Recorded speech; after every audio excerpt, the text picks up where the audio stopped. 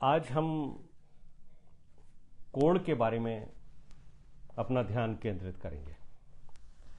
अगर हम old testament की तरफ अपना ध्यान केंद्रित करते हैं तो कोड़ एक ऐसा रोग ओल्ड टेस्टामेंट में बताया गया है जो इंसान के पाप को उजागर करता है।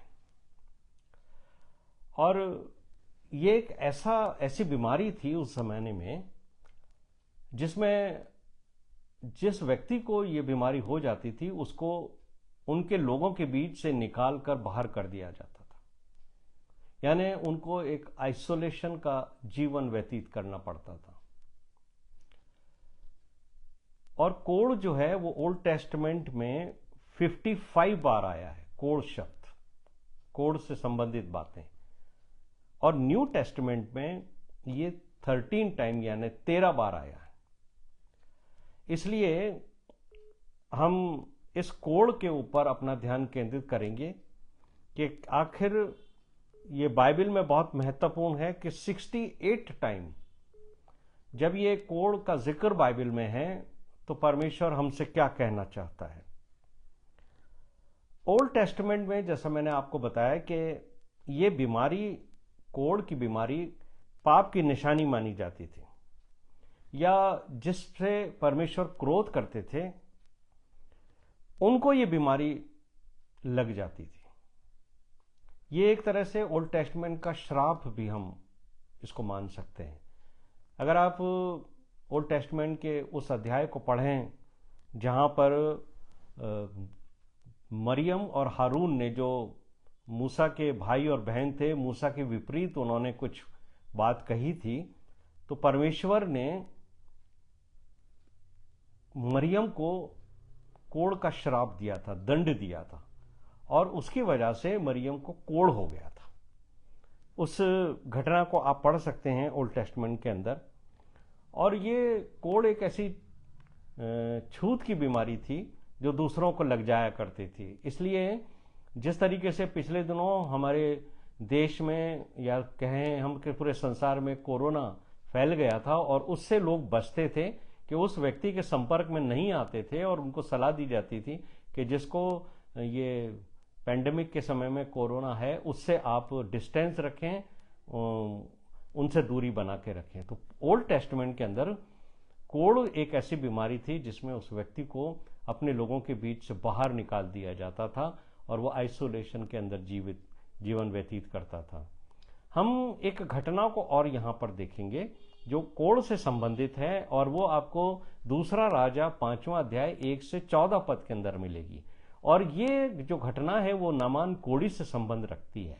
और नामान कोड़ी के जो घटना है उसको मैं और आप बचपन से सुनते आ रहे हैं, और बचपन से हमने इसके बारे में जाना है कि नामान जो था वो एक बड़ा सेनापति था, और उस सेनापति नामान को कोड़ हो गया था। लेकिन ये बात कोई नहीं जानता था कि नामान को कोड़ है, ये सिर्फ राजा जानता था। लेकिन नामान की जो सेना थी, उसके जो नौकर चाकर थे, उससे जो लोग मिलते थे, किसी को ये पता नहीं था कि नामान को कोड़ है, क्योंकि उस जमाने में राजा लोग कोड़ियों को अपने बीच से निकाल देते थे। और नामान वो सेनापति था जिसने उस राजा को बहुत सारी विजय दिलाई थी। कई जो युद्ध उस राजा ने लड़े थे उसमें नामान की वजह से वो उस युद्धों के अंदर जीता था, उसको फतेह मिली थी। इसलिए वो नामान को अपने पास से हटाना नहीं चाहता था, और नामान भी जो था वो उस कोड़ को छिपा के रखता था। आज भी ये बात बिल्कुल हमारे बीच में सत्य प्रतीत होती है कि किसी को कोई भी छूत की बीमारी हो जाए, कोई भी ऐसी बीमारी हो जो दूसरे को लग सकती है, वो व्यक्ति कभी भी अपनी उस बीमारी को उजागर नहीं करता है, बल्कि हमारा नेचर है कि हम उसको छिपा के रखते हैं। तो ये जो नामान कोड़ी था, उसके घर के अंदर एक छोटी लड़की सेवा देने करती थी। ये बात आपको कई बार आपने इस घटना को पढ़ा है। लेकिन एक दिन अचानक उस बच्ची ने, बाइबल में तो ये जिक्र नहीं है, लेकिन उस बच्ची ने घर में काम करते करते अचानक अपने स्वामी को, नामान को देखा कि उनके शरीर पे कोड़ है, और वो बड़ी चिंता में पड़ी। और उस बच्ची ने अपनी जो लेडी ऑफ द हाउस होती हैं, जो घर को संचालित करती हैं, घर को मैनेज करती हैं, वो जो सेनापति की वाइफ थी उसको, उस जो छोटी सी जो लड़की थी उसने एक बात कही। उसने कहा कि अगर मेरा स्वामी नामान हमारे इस्राएल देश में होता तो वहां एक भविष्यवक्ता है एलीशा, वो जो एलीशा है वो परमेश्वर से प्रार्थना करता और मेरा स्वामी जो है वो इस भयंकर बीमारी से चंगा हो जाता। ये बात सुनकर जो नामान की वाइफ थी उसने ये सोचा कि मैं अपने हस्बैंड को ये बात बताऊंगी कि आप वहां जाएं और वहां से जो प्रभु का एक जन है वहां पर भक्त, वो आपको इस बीमारी से चंगाई देगा, छुटकारा देगा। अब ये घटना ऐसी है कि इसके अंदर बड़ी ही रोचक बातें हैं, हमें अच्छी भी लगती हैं, लेकिन हमें सीखना आज बहुत कुछ है इस बात से। ये नामान जो है वो अपने राजा के पास गया, उसने राजा से जिक्र किया कि मेरे यहाँ जो एक लड़की है जो सेवा करती है, मेरी दास है मेरे घर में, उसने मुझे एक बात बताई है कि अगर मैं वहां जाऊं इसराइल और वहां के भविष्यवक्ता से मैं प्रार्थना कराऊं तो शायद मेरा कोढ़ अच्छा हो जाएगा। तो राजा जो था उसने एक पत्र लिखा। अब यहां पर हम इस बात को देखते हैं कि राजा अपने स्टेटस के अनुसार वो जो लेटर है वो उस इस्राएल के राजा को लिखता है। उसने एलीशा को नहीं लिखा, किसी और सेनापति को नहीं लिखा, किसी व्यक्ति को नहीं लिखा, लेकिन उसने उस लेटर को इस्राएल के राजा को लिखा। और वो लेटर लेकर सेनापति जो थे नामान वो उस राजा के पास पहुंचे। आपको ये मालूम होना चाहिए कि जो नामान सेनापति पे, वो उस समय जो वर्ल्ड की सबसे बेस्ट, सबसे जो पावरफुल मिलिट्री थी उसके वो जनरल थे। तो आप समझ सकते हैं कि उनका कितना बड़ा पदवी होगी, कितना उनका मान सम्मान होगा और कितना उनके अंदर रौब होगा और कितना लोग उनसे डरते होंगे। तो ये लेटर लेकर जब वो उस राजा के पास गए, तो जब आप इस घटना को पढ़ेंगे 2 किंग 5 चैप्टर 5 1-14 में, तो आप पाएंगे कि वो राजा ने जब ये लेटर लिया, पढ़ा, तो उनको लगा कि ये कैसे संभव है, मैं कोई खुदा थोड़ी हूं, मैं परमेश्वर थोड़ी हूं कि उस राजा ने मुझे लिखा कि इसका कोढ़ चंगा कर देना। उन्होंने जो लैंग्वेज लिखी उन्होंने ये लिखा कि आप इसका कोढ़ चंगा कर देना। लेकिन उस राजा को लगा कि ये तो कोई धोखा देने वाली बात है, अब ये राजा हम पे चढ़ाई करना चाहता है, इसलिए उसने ये बात मुझ तक पहुंचाई है। लेकिन परमेश्वर का काम करने का एक अद्भुत तरीका है। कभी भी आप में से कोई भी व्यक्ति ये ना सोचे कि परमेश्वर मेरे द्वारा कोई कार्य नहीं कर सकता। परमेश्वर किसी भी व्यक्ति के द्वारा, चाहे उसकी आयु 70 वर्ष हो, 80 वर्ष हो, 60 वर्ष हो, 20 वर्ष हो, 10 वर्ष हो, 5 वर्ष हो, परमेश्वर किसी भी व्यक्ति के द्वारा किसी भी व्यक्ति से बात कर सकता है। और मैं और आप ये बात देखते हैं कि जब शमूएल भविष्यवक्ता थे वो बहुत छोटे थे और उनकी मां ने उनको याजक एली के पास परमेश्वर के भवन में रख दिया था और परमेश्वर ने एली से बात नहीं करी, परमेश्वर ने इस छोटे से बालक शमूएल से बात की। और यहां हम देखते हैं कि ये जो छोटी लड़की है जो नामान के घर में है, परमेश्वर ने इससे बात की। और एलीशा वो भविष्यवक्ता थे जिनके ऊपर परमेश्वर का आत्मा हमेशा ठहरा रहता था और वो उनको वो शक्ति थी कि वो लोगों के हृदयों की बातें जान लेते थे। यहां तक कि राजा लोग जो अपने कक्ष में, अपने बेडरूम में बात करते थे, वो भी एलीशा को सुनाई देती थी। तो जब ये नामान सेनापति वहां पहुंचे तो एलीशा को परमेश्वर ने बताया कि इसको तुझे चंगा करना है और वो राजा के पास है। और राजा डर रहा है, और राजा ही नहीं बल्कि पूरी प्रजा डर रही है कि इतना बड़ा सेनापति ये लेटर लेके आया है कि मेरा कोढ़ चंगा कर दो। ये तो संभव ही नहीं है कि कोई मनुष्य उसका कोढ़ चंगा करे। अब तो ये लोग हम पे चढ़ाई करेंगे और ये हमसे झगड़े का, यानी हमारे से युद्ध करने का कोई कारण ढूंढ रहे हैं। तब वहां पर एलीशा ने राजा को कहला भिजाया कि इसको मेरे पास भेज। तू काहे को घबराता है, तू काहे को डरता है इस सेनापति से, अरे इसको मेरे पास भेज, ताकि ये जाने कि इस्राएल में परमेश्वर का एक भक्त भी निवास करता है जिसके द्वारा परमेश्वर काम करता है। और आप ये घटना को संडे स्कूल से पढ़ते आ रहे हैं कि परमेश्वर के द्वारा जो एलिशा को चमत्कार करने की बहुत बड़ी बड़ी वो मिली हुई थी, पावर्स मिली थी, उनका इस्तेमाल करके एलिशा ने बहुत सारे चमत्कार उस समय में किए थे। तो लोग जानते थे, राजा भी जानता था कि एलिशा परमेश्वर का भविष्यवक्ता है, परमेश्वर का भक्त है। तो राजा ने नामान को एलिशा के घर पे भेज दिया, लेकिन एलिशा अपने घर पर है, अपनी झोपड़ी के अंदर है। उस जमाने में परमेश्वर के भक्त ऐसे छोटे छोटे हट्स में रहा करते थे, और उनके पास उनके जो सेवक होते थे, उनके जो दास होते थे, वो बैठा करते थे और उनके आज्ञाओं के अनुसार वो काम करते थे। तो आप इस घटना को जो पढ़ेंगे तो आप ये देखेंगे कि वर्ल्ड की जो बेस्ट आर्मी थी, उसका इतना बड़ा सेनापति एक झोंपड़ी के सामने खड़ा है, लेकिन परमेश्वर का भक्त जो एलिशा है वो उससे मिलने के लिए बाहर नहीं आया है, वो अंदर ही बैठा हुआ है। उसने उससे बात करना भी उचित नहीं समझा।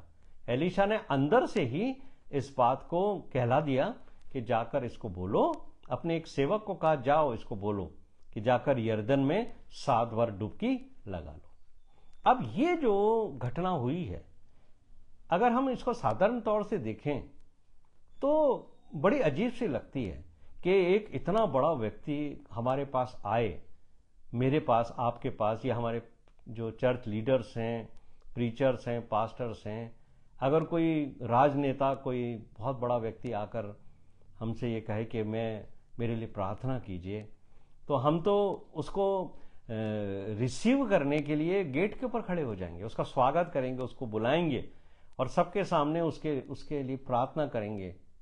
और यही वो एक्सपेक्ट भी कर रहा था कि ये जो सेनापति है वो आकर मुझे छुएगा, जहां मेरा कोढ़ है वहां हाथ रखेगा, अपने परमेश्वर से प्रार्थना करेगा और मुझे चंगाई मिलेगी।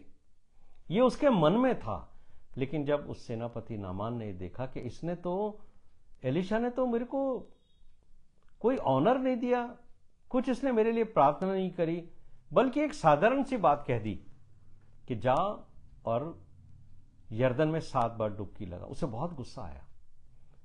और यही बात हमें देखने की है कि वो जो व्यक्ति था नामान सेनापति, वो बहुत घमंडी था, उसको बहुत घमंड था।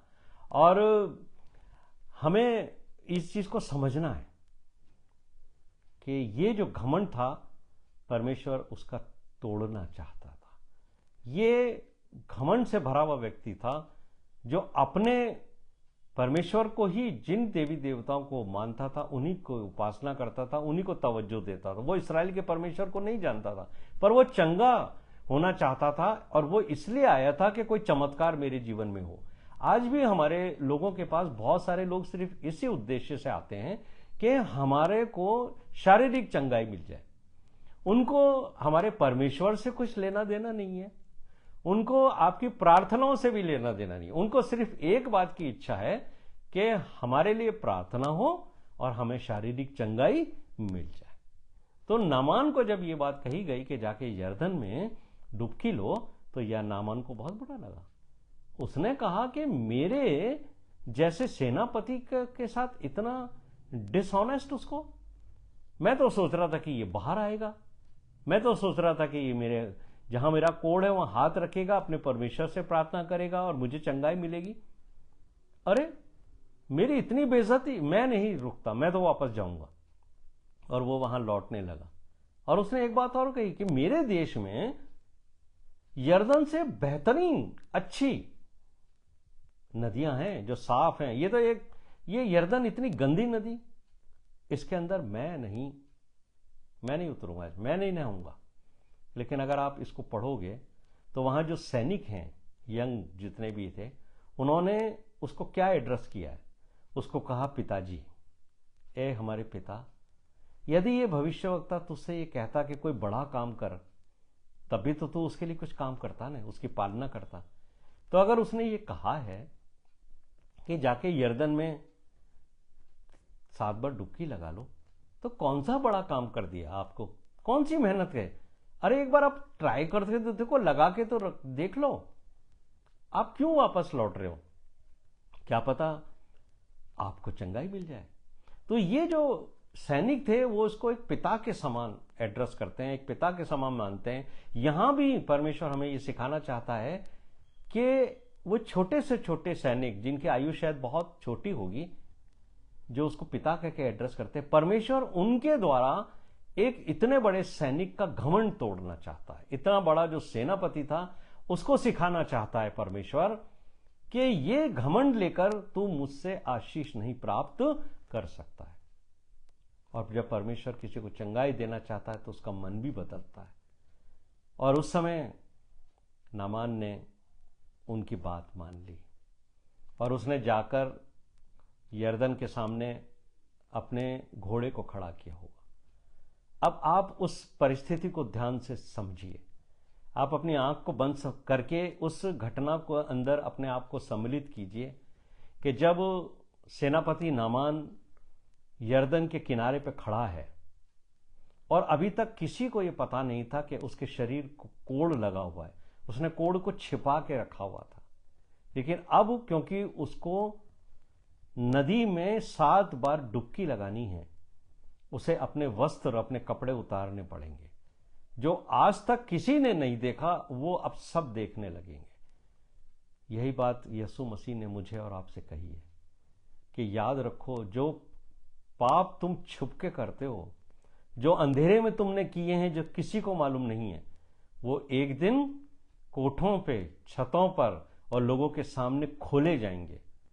इसलिए जब नामान ने अपने कपड़े उतारे होंगे तो उसके अंदर क्या भावना रही होगी, और लोगों ने उसको, चारों तरफ जो सैनिक खड़े होंगे वो उन्होंने उसको देखा होगा कि हमारा सेनापति कोड़ी है, एक कोड़ उसको लगा हुआ है। उन्होंने अपनी आंखों से उस कोड़ को देखा होगा। अरे हम इसके साथ रहते हैं, इसका कोड़ हमें भी लग सकता था। आज तक हमें यह पता नहीं थी कि इसका शरीर कोड़ से भरा हुआ है, ये तो छूत की बीमारी है, हमें लग सकती थी। और वो जो कोड़ उसने बरसों से छिपा के रखा था, जब उसने अपना एक एक वस्त्र उतारा तब वो कोड़ लोगों के सामने खुलता चला गया। और जैसे जैसे वो कपड़े उतार रहा था, वो नामान कोड़ी नम्र और दीन बनता जा रहा था। वो घमंड जो उसके अंदर छिपा हुआ था, वो घमंड धीरे धीरे टूटता जा रहा था, क्योंकि उसकी असली बीमारी, उसकी असली जिंदगी लोगों के सामने खुलती चली जा रही थी। और फिर आप बाइबल में पढ़ोगे तो आपको मालूम पड़ेगा कि नामान जो है वो यरदन नदी में उतरा और उसने सोचा होगा कि 7 बार कहा है, हो सकता है पहली बार में ही मेरा कोड़ दूर हो जाए। जब वो पहली बार वो डुबकी लगाई और बाहर आया तो सब ने देखा कि वैसा का वैसा कोड़ है। नामान ने भी देखा, मेरे को अंदर कोई भी फर्क नहीं पड़ा। फिर उसने दूसरी बार डुबकी लगाई, तीसरी बार डुबकी लगाई, चौथी बार डुबकी लगाई, लेकिन कुछ भी फर्क नहीं पड़ रहा, कोई चेंज नहीं है। लेकिन आज की स्थिति में जब हम डॉक्टर के पास जाते हैं, डॉक्टर हमें एडमिट करते हैं या मेडिसिन देते हैं, तो पहले दिन से ही हमारे जो बीमारी होती है उसमें फर्क पड़ने लगता है। दूसरे दिन तो डॉक्टर आके आपसे पूछते हैं, अब आप कैसा फील कर रहे हैं? आप कहते हैं हम पहले से अच्छा फील कर रहे हैं, आई एम फीलिंग गुड। दूसरे दिन फिर वो आके, तीसरे दिन फिर आते हैं, पूछते हैं अपने पेशेंट से, तो आप कहते हैं आई एम फीलिंग बेटर। चौथे पांचवें दिन हमें बिल्कुल अच्छा लगता है। लेकिन यहां ऐसा नहीं है।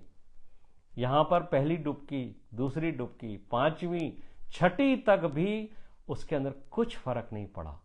लेकिन जब नामान ने 7वीं डुबकी लगाई और जब वो डुबकी लगाकर यरदन से बाहर ऊपर निकला, तब बाइबल कहती है कि उसका शरीर, उसकी जो स्किन थी, वो एक छोटे बच्चे की जैसे मुलायम और इतनी ताजा थी कि उसको देखकर नामान का हृदय धन्यवाद से भर गया। उसका हृदय टूट गया। और जितने लोगों ने उसे देखा कि कितनी अच्छी स्किन उनको मिली है, वो समझ गया कि ये परमेश्वर के आशीष के अलावा मुझे ये संभव नहीं था कि ये मैं ऐसी आशीष पा सकता। और यहां उसके हृदय में परिवर्तित हुआ। और क्या बाइबल कहती है कि अब वो वहां से निकला और निकलकर वो वापस एलीशा की झोंपड़ी के सामने आकर खड़ा हुआ। अब उसका घमंड चूर हो चुका है। अब वो धन्यवाद की भेंट चढ़ाना चाहता है, इसलिए वो एलीशा के दरवाजे पर खड़ा है।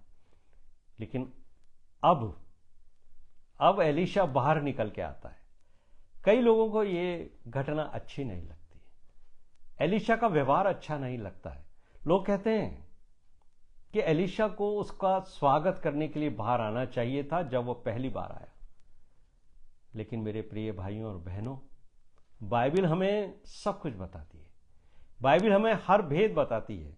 और परमेश्वर कई बार अपने भक्तों के द्वारा किन्हीं लोगों का घमंड तोड़ने के लिए उनके साथ इस तरीके का एटीट्यूड करते हैं, जो सांसारिक दृष्टिकोण से तो अच्छा नहीं है।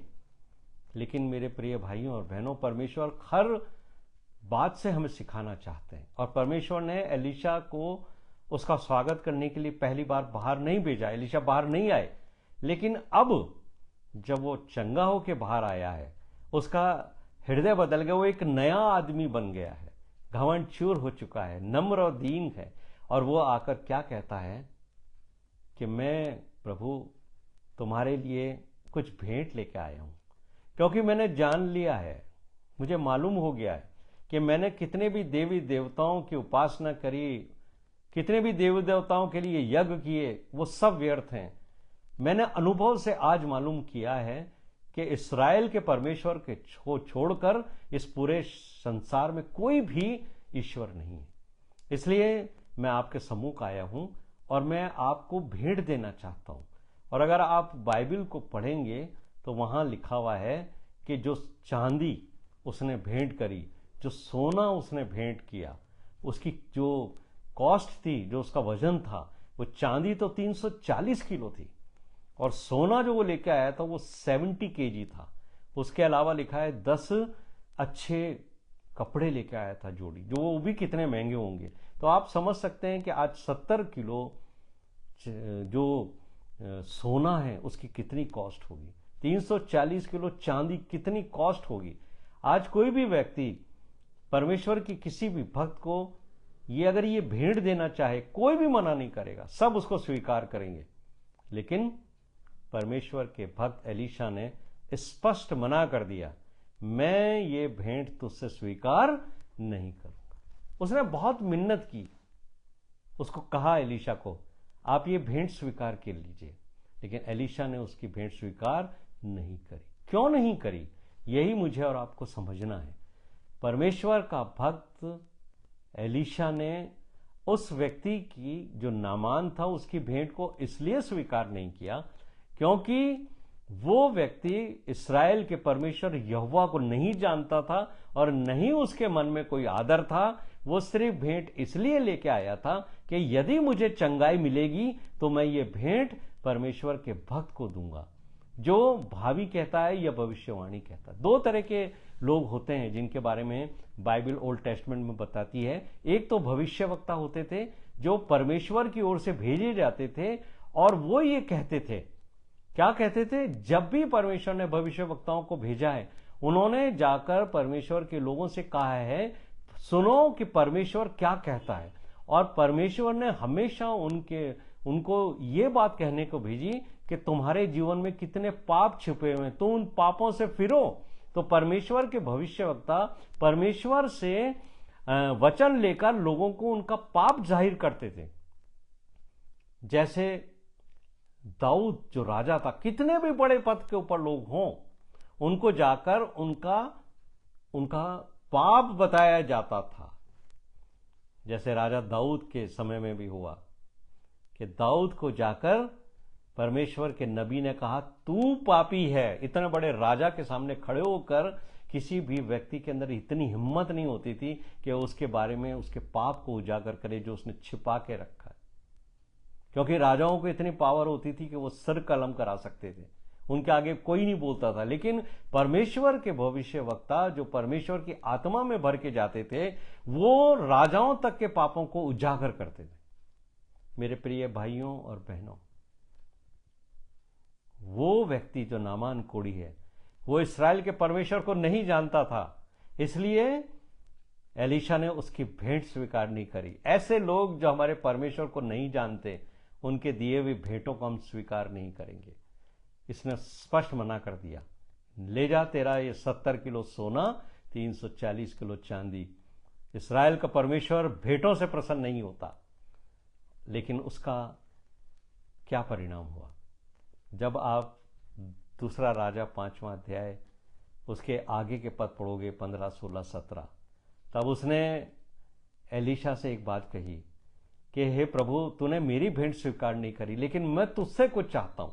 मैं चाहता हूं कि तू मुझे तेरे यहां से 2 मिट्टी गधे की 2 खच्चर, जो 2 मिट्टी मैं उसके ऊपर लाद के लेके जाना चाहता हूं, ताकि मैं तेरे यहोवा परमेश्वर के लिए वेदी बनाऊं।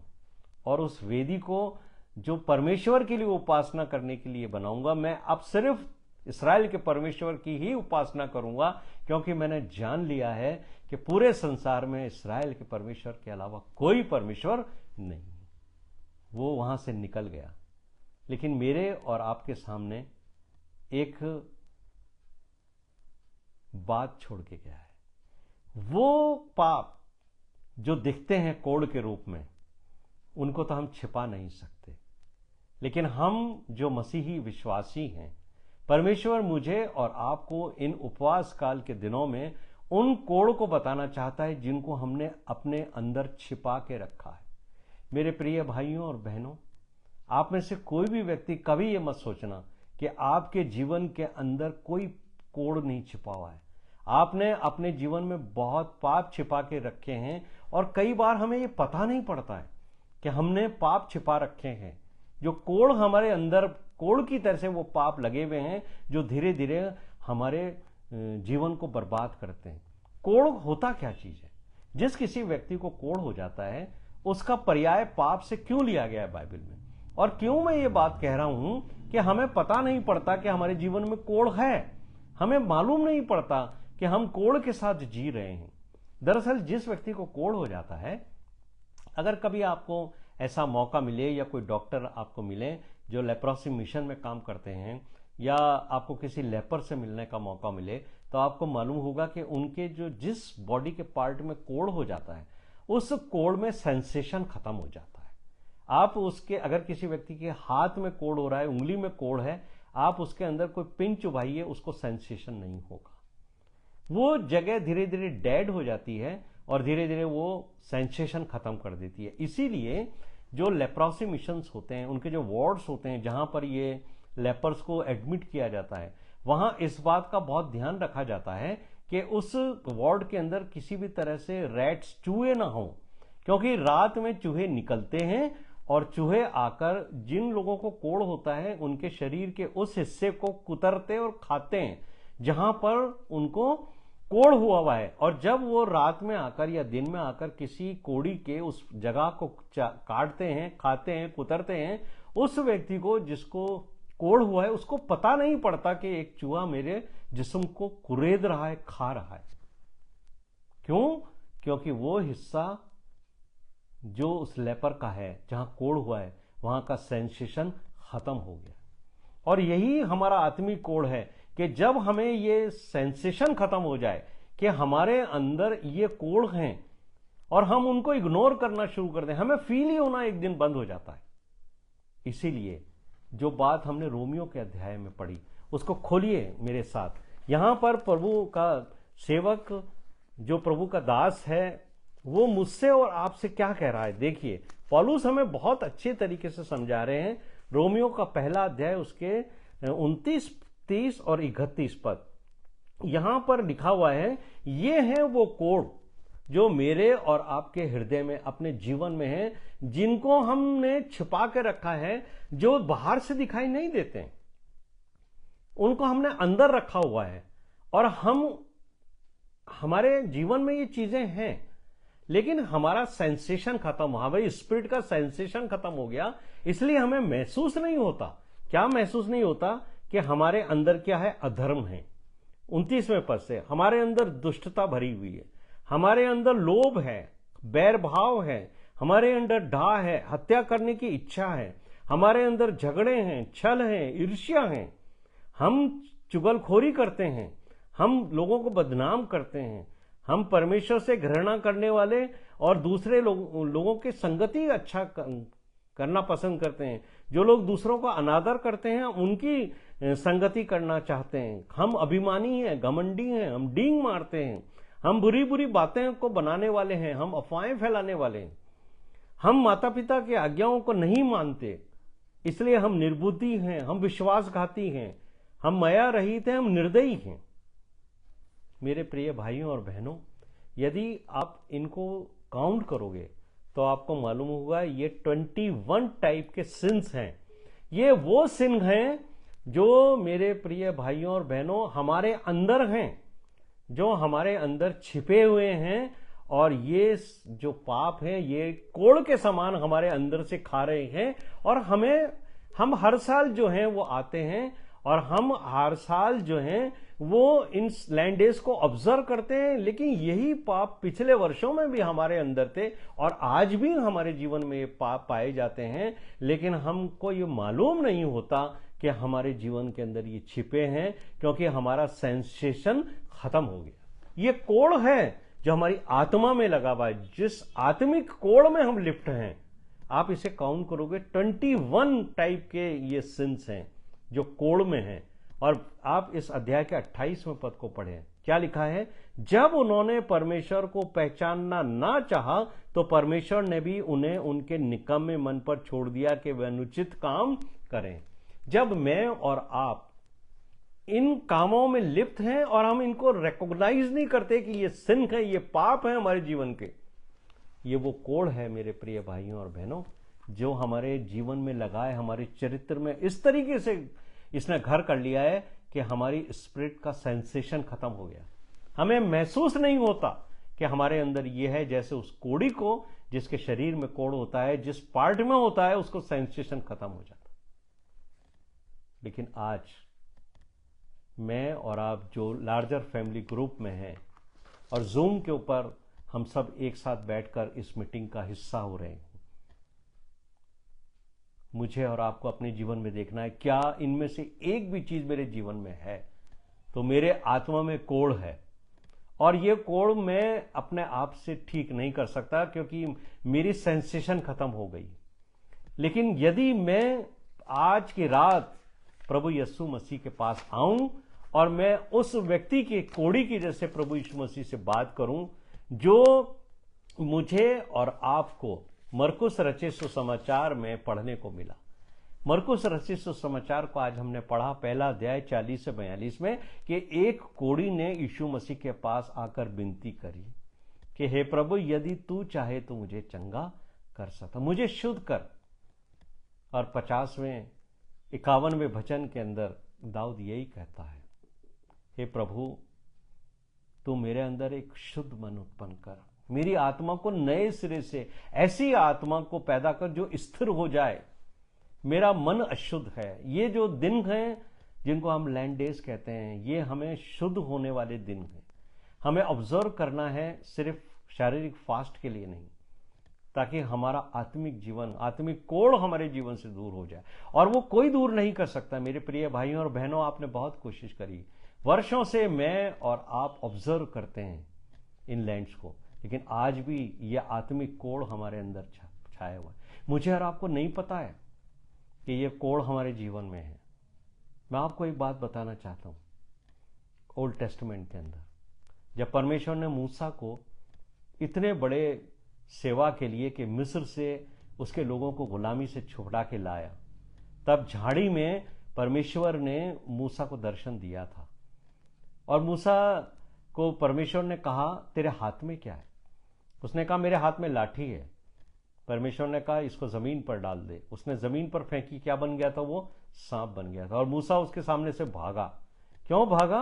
क्योंकि उसके मन में पाप था, उसमें डर था। परमेश्वर ने कहा, अब मैं ये डर और पाप तेरे जीवन से दूर करूंगा, इसलिए उसे उठा, वो वापस लकड़ी बन गया। लेकिन फिर जो बड़ी जबरदस्त बात वहां लिखी है, परमेश्वर ने उसको कहा कि तुझे शुद्ध होना जरूरी है, तू अशुद्ध है, तुझे मालूम नहीं है। इसलिए परमेश्वर ने मूसा से कहा था कि अपना हाथ छाती पर रख और उसको ढांक, और फिर उसको बाहर निकाल। तो मूसा ने जब अपना हाथ छाती पर रखकर कपड़े से ढांपा परमेश्वर के कहने, और जब उसने उसको बाहर निकाला तो मूसा ने देखा कि उसका हाथ कोड़ के समान, हिम के समान श्वेत हो रहा, उसको कोड़ हो रखा था। उसको मालूम नहीं था कि उसके मन में, उसके जीवन में, उसके अंदरूनी लाइफ के अंदर कितना कोड़ है। लेकिन परमेश्वर को क्योंकि उसको चंगाई देनी थी, उससे बड़ा काम कराना था, इसलिए परमेश्वर ने कहा अब मैं तुझे चंगा करूंगा, अपना कोड़ भरा हाथ वापस अंदर रख और कपड़े से ढांक।